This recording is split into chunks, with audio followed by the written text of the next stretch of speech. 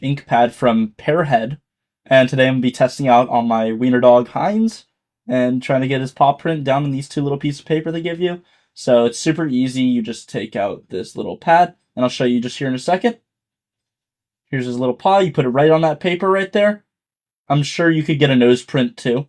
And I'm just going to go ahead and press down his paw just like that. Get all his little toe beans in there just so I can get a perfect print. And that's how the first one turned out. Really good in my opinion. It looks great. Right here, as you can see, inkless, so you don't get it on your dog's paw or anything. There's no mess at all whatsoever. Very clean. Let me go ahead and try this a few more times. Just going to keep pressing it. You can do it as many times as you want. There is a certain amount of ink that is on the pad, so you can probably only do 4 pretty good ones before you run out of ink. Or run out of enough ink to keep going. And I'm going to do it one more time.